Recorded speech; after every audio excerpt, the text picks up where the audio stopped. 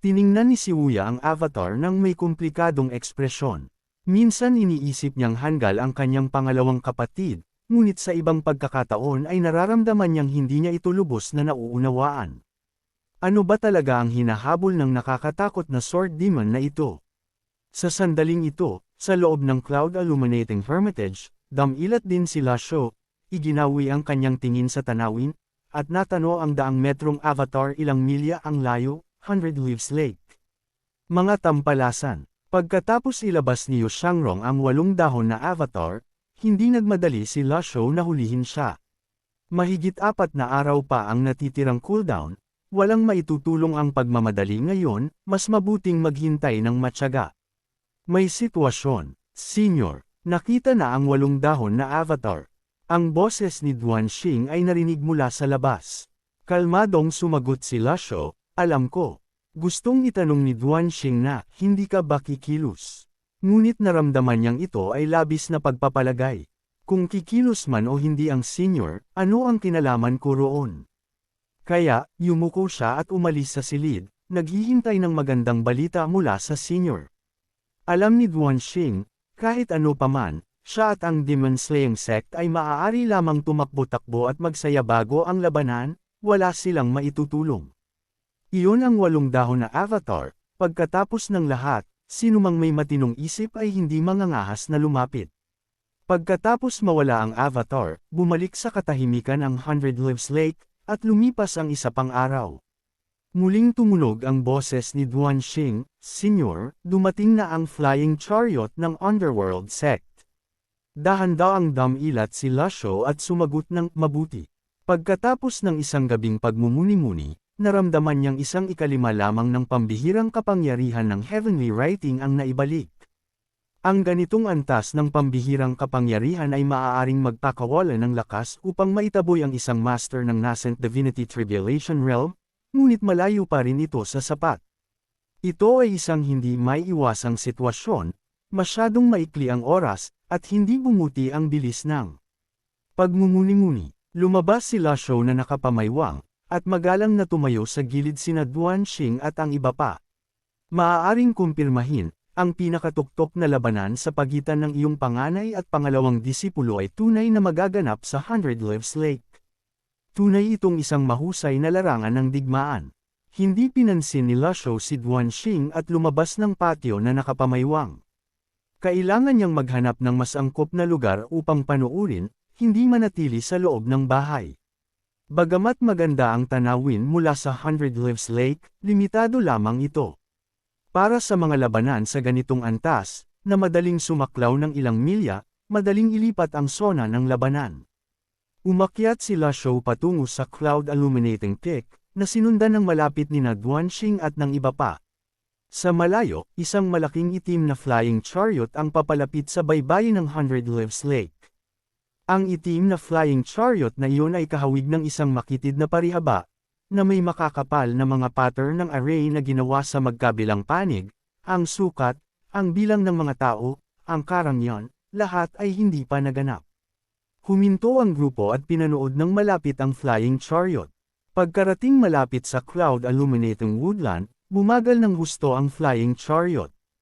Kung ihahambing dito, ang flying chariot ng Demon Slaying Sect ay parang laro ng bata, hindi karapat-dapat banggitin. Nagkomento si Duan Xing habang pinagmamasdan ng flying chariot, narinig kong nagsama ang Underworld Sect sa Orthodox Sect at Clarity Sect, na lubhang nagpapalakas sa kapangyarihan nito. Sa loob ng wala pang kalahating taon, dumobol ang bilang ng mga disipulo sa Underworld Sect. Hindi ko inaasahan na pati ang flying chariot ay mababago. Ang hindi niya alam ay nasira na ang flying chariot ni Yu Zhenghai noong panahon ng diskurso sa Lotus Platform. Sumulyap si Lasho sa flying chariot at pagkatapos ay nagpatuloy, huminto sa kalahati ng bundok. Maganda ang lugar na ito, napakaangkop para sa panunood ng labanan. Pinagmamasdan ng casual na pag-alis ni Lasho, nagsalita ang isang subordinate, bagamat kahanga-hanga ang pagpapakita ni Sect Leader Yu at malaki ang kanyang mga porma sayon, nararamdaman ko pa rin na ang pagbabalik sa simplisidad ng senior ang kumakatawan sa tunay na lakas ng isang makapangyarihang individual. Nang marinig ito, Bumaling si Duanxing at tumingin sa kanyang subordinate ng may pag-aproba, tama. Ang pagbabalik sa simplisidad ng senior, bawat hakbang ay matatag, walang anumang magulong pagyayabang. Dapat ganito ang isang malakas na tao. Tumingin si Duanxing sa malayo, huminto na ang malaking flying chariot. Kung hindi ngayon, kailan pa? Senior, hindi napigilan ni Duanxing ang kanyang sarili na magsalita. Pagkatapos marinig ito, sumulyap lang sa kanya si Lasho at hindi tumugon. Nang inag sa loob si Duanxing, pawisan ang kanyang mga palad, sinisisi ang sarili sa kanyang hanggal na mga salita. Sa Underworld Sect, kumalat ang usap-usapan na ang kapangyarihan ni Yu Zhenghai at Yu Shangrong ay maaaring tumapat sa kanilang master, at inilarawan pa nga ng ilan ang dalawa bilang, ang estudyante ay humihigit sa master. Ang mga tagapagtanggol ng Underworld Sect, sina Hua Chongyang, Bai Yuqing, Yang Yan, at Di Qing, ay pawang mga nangungunang mandirigma, walang duda.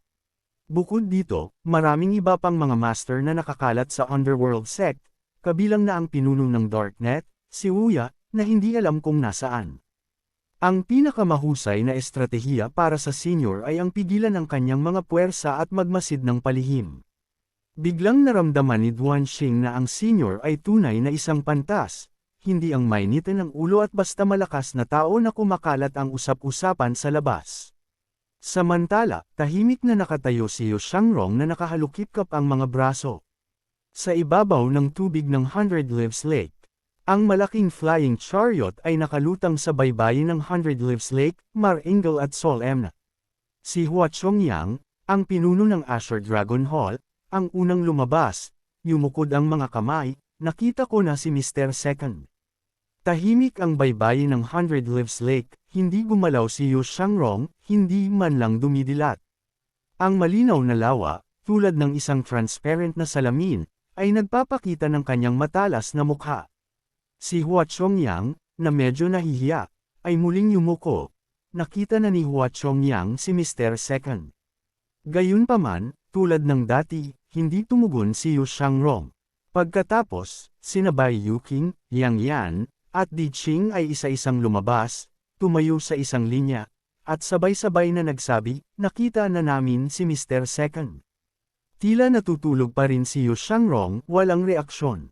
Nagtinginan ang apat, hindi sigurado kung ano ang gagawin, na ginagawang labis na awkward ang eksena. Sa sandaling ito, si Yu Zhenghai, na nakaupo sa flying chariot, ay bumulalas sa pagtawa. Ang kanyang halakhak ay umalingaw sa baybayin ng Hundred Leaves Lake, na nagdulot ng mga alon at pagtaas ng tubig sa lawa. Lumabas si Yu Zhenghai na nakapamaywang, nakatingin pababa kay Yu Shangrong sa gitna ng lawa. Bagamat tila maliit si Yu Shangrong sa malawak na lawa, walang sino man ang nagduda na maaari siyang magpakawala ng isang puwersang sapat na makapagpapawi sa buong Hundred Leaves Lake. Nakababatang kapatid, ang tagal na nating hindi nagkita. Paano ka naging ganoon na lamang walang pakialam at walang puso? Ang apat kong tagapagtanggol ay pawang mga first class. Gusto nilang subukan ang kanilang mga kasanayan laban sa iyo, kahit na alam nilang matatalo sila. Sa wakas ay nagsalita si Yu Shangrong, ang kanyang boses ay kalmado na parang tubig, pasensya na. Tanong ni Yu Zhenghai, bakit? Bahagyang ngumiti si Yu Shangrong at sinabi, sa paglipas ng mga taon, humarap ako sa 135 kalaban, isa lamang ang hindi naging multo sa ilalim ng aking espada. Kabilang dito ang sword fanatic na si Chen Wenji, ang northern sword slave na si Wang Haichao, ang number 1 swordsman ng Green Prefecture na si Master Wang, at ang sword emperor ng tribong Lulan sa western regions na si Yu Zhengrong. Walang nakaligtas sa aking espada.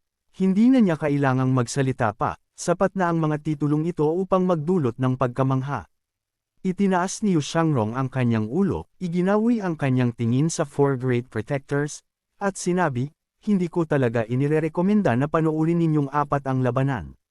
Muling nagtinginan ng apat, ang sabihin mong hindi kami kwalipikadong apat na labanan ka ay katanggap-tanggap, ngunit hindi man lang kwalipikadong panoorin. Hindi ba't labis na nakakadismaya iyon? Idinagdag ni Yu Shangrong, upang maiwasan ang pag-iwan ng psikolohikal na anino. Walang masabi ang apat, Bawat swordsmanship master ay nahuhumaling sa kanilang sining, at marami ang lubhang mahusay. Gayunpaman, marami ang nabaliw dahil sa pakiramdam ng pagiging mababa pagkatapos makita ang swordsmanship ni Yu Shangrong. Malakas na tumawa si Yu Zhenghai, makatitiyak ka riyan. Ang mga binabanggit mo ay ang mga marupok lamang.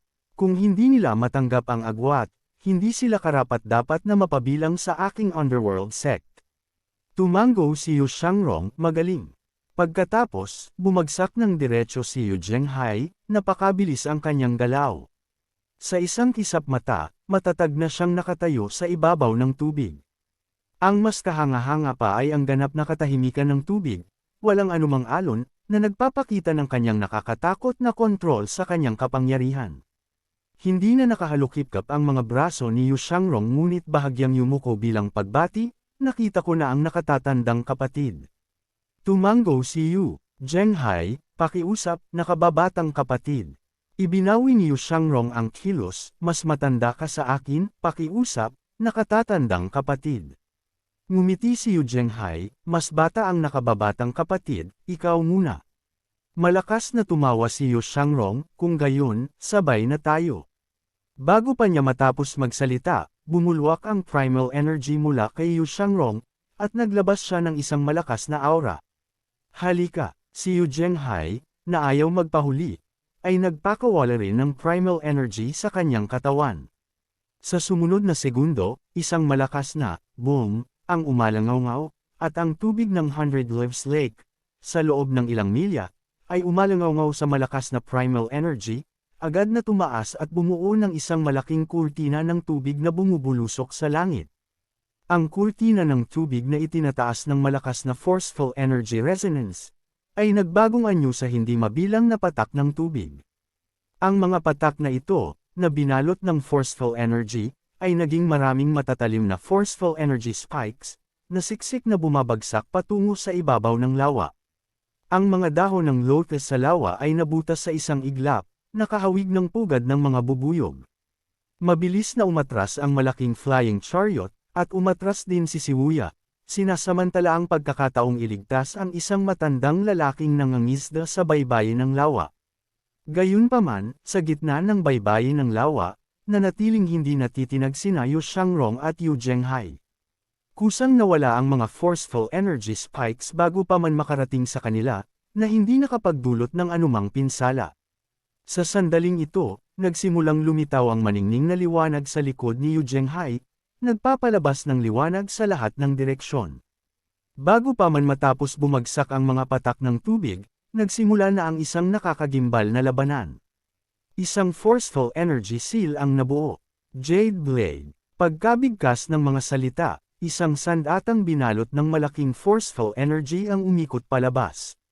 Longevity Sword. Mahinang nagsalita si Yu Shangrong, at ang mahabang espada sa kanyang likod ay agad na bumunot. Nagbagong anyo sa isang langit na punong-puno ng ulan ng espada, marahas na bumangga sa mabilis na umiikot na Jade Blade sa ere. Parehong nanatiling hindi gumagalaw, ang talam at espada ay marahas na nagbanggaan sa kalagitnaan ng hangin, ang mga kislap ng forceful energy ay naglalabas ng nakasisilaw na liwanag. Namangha ang lahat. Nakanganga si Duan Xing, halos lumuwa ang kanyang mga mata. Ito ba ang labanan? Kahit na hindi makalakad sa landas ng paglilinang sa hinaharap, hindi ba't ang pagiging isang manggagawa sa bundok ay mayroon ding magandang treto? Tungkol sa mga junior ng Demon Slaying Sect, sila ay natigilan, hindi alam kung ano ang iisipin. Ang antas ng labanang ito ay lumampas na sa kanilang pangunawa, na humihigit sa lahat ng imahinasyon. Bagamat naisip nila ang iba't ibang nakakatakot na eksena ng labanan sa kanilang isipan, wala ni isa ang lumapit sa kanilang nasasaksihan. Ito ba ang 8 dahon? Kung ganito kalakas ang mga disipulo, gaano kaya kalakas si Ji Tiandao sa kanyang tugatog? Senior, sino sa tingin mo ang mananalo? Hindi napigilan ni Duan Xing na tanungin si La Shou. Walang pakialam na tumugon si La Shou, manood ka na lang. Tiyak na ayaw niyang matapos agad ang labanang ito. Dahil halos 4 na araw pa ang natitirang cooldown niya, kung matatapos sila ngayon, kailangan lang niyang habulin sila gamit ang Wit Ezard na nanganganib.